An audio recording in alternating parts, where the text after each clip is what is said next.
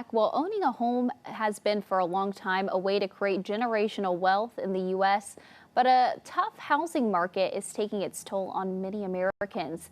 Eyewitness News anchor Anthony Kahn spoke with national investigative correspondent Angie Moreshi about her recent story about the challenges first-time homebuyers are facing. Angie, thank you for joining me here for this. In relation to your story, we've been looking at homeownership rates, and they've dropped to 65% in the first quarter of 2025. And I found it interesting too, Angie, how when you compare it from rental housing to home ownership housing, there's even a difference there, 7.1% for rental housing vacancies and 1.1% homeowner vacancy. So even tougher for homeowners, according to census.gov. What are you seeing that might be driving this force right now? Well, far and away, price is the biggest factor that's holding people back from buying homes at this point. We talked to the chief financial analyst for Bankrate, and they did a recent survey that said 83% of would-be home buyers cite cost as the major obstacle stopping them from buying a home. And when you think about it and consider that the median price for a home right now in the United States is more than $400,000. That's just eye-popping for a lot of us. So it makes it hard for people to afford that. And we're talking everything from the home price to coming up with a lump sum down payment for closing costs as well. And of course, we look at that interest rate, which has really been very stubbornly holding around 7% right now. And that can add hundreds of dollars to your monthly payment. So it's not that people don't want to buy homes. The American dream of home ownership is still alive and well. But unfortunately, cost is standing in a lot of people's way. What demographic is really impacted by this the most right now, based on what you've seen?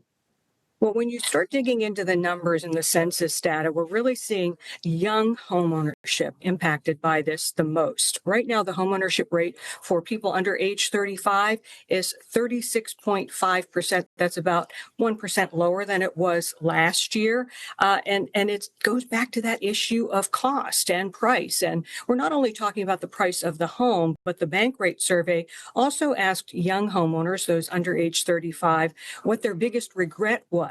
And their biggest regret was not realizing all of the costs that can go along with home ownership. And as a longtime home ownership owner, I can tell you things are always going wrong with maintenance issues and other things like that, whether it's a leaky roof or an appliance going out, you have to pay those unexpected costs. And then on top of that, the skyrocketing cost of home insurance rates, which are at record levels across the country. Add on top of that, taxes, all of these things are unpredictable and can make home ownership more expensive than people realize. So for those that are frustrated by this, what can they do?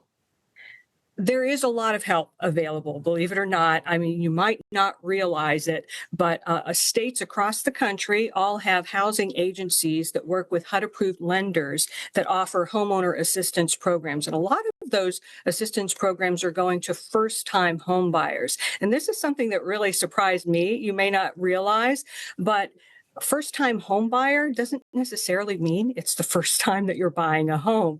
For the purpose of these programs, you're considered a first-time home buyer if you haven't owned a home in the past 3 years that you've used as your primary residence. So that opens it up to a whole lot of more people, right? If you move to a new city, you lived in a home, you had to sell it, move to a new city, you rent for a while, then all of a sudden you want to buy again. Well, you might be considered a first-time home buyer. So you really need to check that out. Check out with the housing agency in your area to determine if you might be available for some of this home buying assistance. And we're talking tens of thousands of dollars in grants to help with those closing costs and down payment.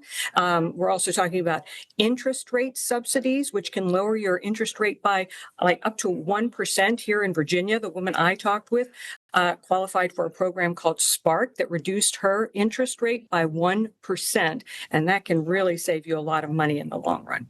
And you also discovered that these programs aren't just for low-income wage owners either, right? That's exactly right. When you think about the median price of a home right now, more than $400,000, I guess that makes sense, right?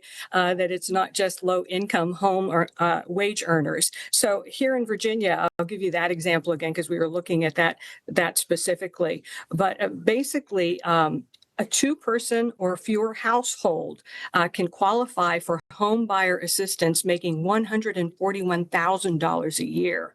So that seems pretty high, really, when you think about it. And you might not realize that you can qualify for some of these programs. I took a quick look at some of the programs in West Virginia there, and your income levels were ranging from about 85,000 all the way up to 135,000 for two people or fewer in a household. So it really makes sense to go ahead and take the time, contact one of those agencies, talk with a HUD-approved lender, and see if you might qualify for some assistance. You might be surprised. It's awesome. Good information there to keep in mind. Angie, we appreciate this. You're quite welcome. Happy to help. Oh, one more thing. Be sure to go to spotlightinvestigates.com. We'll have a lot of this information for you there.